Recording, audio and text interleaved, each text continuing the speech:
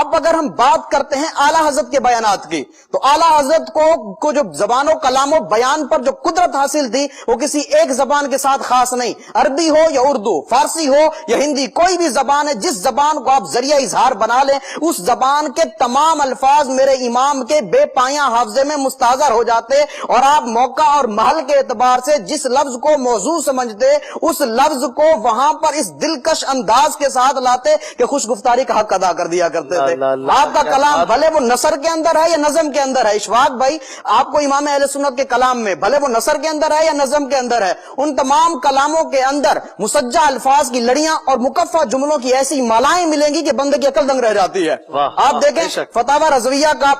سب سے پہلا عربی خطبہ یہ سب سے زیادہ حیرت انگیز ہے، حیرت انگیز عربی خطبہ ہے، اور یہ بلا شبہ فصاحت و بلاغت کا ایک اچھوتا شاہکار ہے۔ دلکش اشارات، روشن تلمیحات، خوبصورت استعارات اور خوشنما تشبیہات پر مشتمل اس فصیح و بلیغ، بے مثال و بے نظیر، حسین و جمیل خطبے کی خصوصیت یہ ہے کہ اس کے اندر خطبے کے تمام لوازمات و مناسبات، یعنی جو لوازمات ہوتے ہیں حمد باری تعالیٰ ہے، نعت مصطفیٰ ہے، مدح صحابہ ہے، آقا علیہ السلام پر صلاۃ والسلام، آقا علیہ السلام کی آر پر درود و سلام، یہ تمام چیزیں جو ہے وہ کتب فقہ اور ائمہ کے ناموں سے ادا کی گئی ہیں۔ یعنی کتب فقہ کے نام اور ائمہ کے ناموں کو اس انداز میں ترتیب دیا گیا ہے کہ کہیں حمد کے گنچے چٹک اٹھے ہیں تو کہیں نعت کے پھول کھل اٹھے ہیں، کہیں منقبت کے گجرے تیار ہو گئے ہیں تو کہیں درود و سلام کی ڈالیاں بن گئی ہیں، تو اس انداز میں اس کو لایا گیا ہے۔ آپ امام اہل سنت کا ایک خطبہ اٹھا کر دیکھیں، آپ فرماتے ہیں الحمدللہ هو الفقہ الاکبر والجامع الکبیر لزیادات فیض المبسوط الدرر الغرر بالہدایہ ومنہ البدایہ والیہ النہایہ بحمد الوقایہ ونقایۃ الدرایہ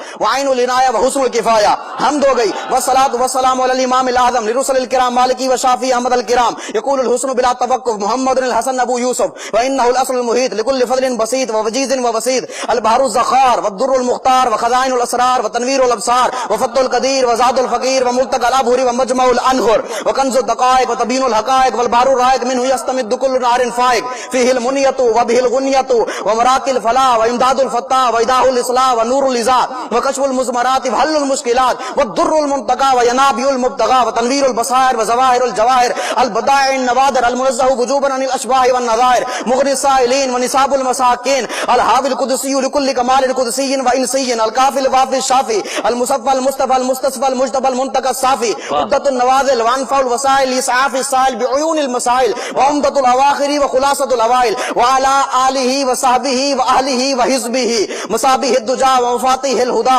لا سیما الشیخین الصاحبین اللاخذین من الشریعۃ والحقیقۃ بکلا الطرفین والختنین الکریمین وکل منہما نور العین ومجمع البحرین وعلى مجتہد ملتہ وائمۃ امتہ خصوصا الارکان الاربعۃ والانوار اللامعۃ وابنہ الاکرم الغوث الاعظم بخیرۃ الاولیاء وطوفۃ الفقہاء وجامع الفصولین وفصول الحقائق والشرع المہذب بکل زان وعلینا معہم وبہم ولہم یا ارحم الراحمین آمین آمین والحمدللہ رب العالمین۔ اندازہ لگائیں اشفاق بھائی، یہ خطبہ ہے امام اہل سنت کا۔ اس خطبے کے اندر حمد ہے تو کمال کی حمد ہے، نعت مصطفیٰ ہے تو بے مثال ہے، منقبت ہے تو بے مثال ہے۔ اس خطبے کی ساری خصوصیات گنوانے جاؤں تو وقت کے دامن میں اتنی وسعت نہیں ہے کہ ان کو گنوایا جائے، لیکن ایک خصوصیت اس کی ایسی ہے کہ جو کمال کی خصوصیت ہے، اس کے اندر 90 چیزوں کے نام مذکور ہیں، 80 کتابوں کے نام، 7 اعلام کے اسماء، 3 فقہی اصطلاحات۔ کمال یہ ہے کہ 90 چیزیں مذکور ہیں، کمال در کمال یہ ہے کہ وہ 90 چیزیں اتنی لطافت اور خوبی کے ساتھ مذکور ہیں کہ جن پہ فصاحت بھی ناز کرتی ہے، بلاغت بھی جھوم جھوم اٹھتی ہے۔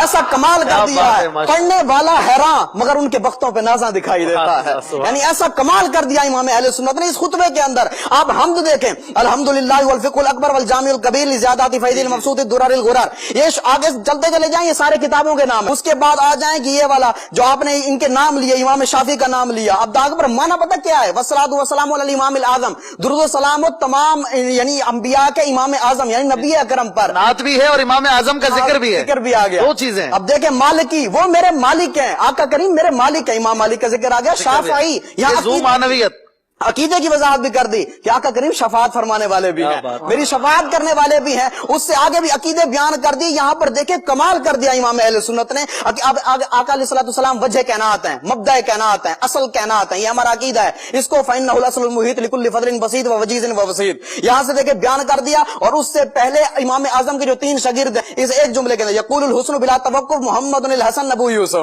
تینوں شاگردوں کے نام آ گئے۔ یہاں پر دیکھیں یہ نعت ہو گئی، منقبت کیسے ہے، منقبت پہ کمال کر دیا۔ وہ اس طرح دیکھیں کہ جس مسئلے کے اندر امام اعظم اور امام یوسف جو ہے، امام ابو یوسف وہ متفق ہو جائیں تو ان کو فقہا شیخین کہتے ہیں، ٹھیک ہے۔ اب دیکھیں امام محمد اور امام اعظم کسی مسئلے میں متفق ہو جائیں تو ان کو فقہا طرفین کہتے ہیں، اور جہاں پر امام ابو یوسف اور امام محمد متفق ہو جائیں تو ان کو صاحبین کہا جاتا ہے۔ اب یہ تینوں کو شیخین، طرفین اور صاحبین، یہ تین اصطلاحیں ہیں نا۔ اب یہاں پر اس کو حضرت صدیق اکبر رضی اللہ تعالیٰ عنہ اور حضرت عمر رضی اللہ تعالیٰ عنہ پر منطبق کیا ہے۔ وہ کس طرح منطبق کیا ہے؟ فرمایا لا سیما الشیخین الصاحبین الاخذین من الشریعت والحقیقت بکلا الطرفین، فرمایا ان دو بزرگ ساتھیوں پر جو شریعت و حقیقت کے کناروں کو تھامنے والے ہیں۔ یہاں پر وہ تین اصطلاحیں بھی آ گئی، منقبت ہو رہی ہے، یہ منقبت ہو رہی ہے بزرگوں کی جی، اور پھر ساتھ میں یہ شرعی اصطلاحیں بھی بیان ہو، شرعی اصطلاحیں بھی بیان ہو گئی۔ اندازہ لگائیں کمال کا خطبہ ہے، جس امام کے خطبے کا یہ عالم ہو، اس کے خطاب کا، اس کی کتاب کا، اس کے ملفوظات کا عالم کیا۔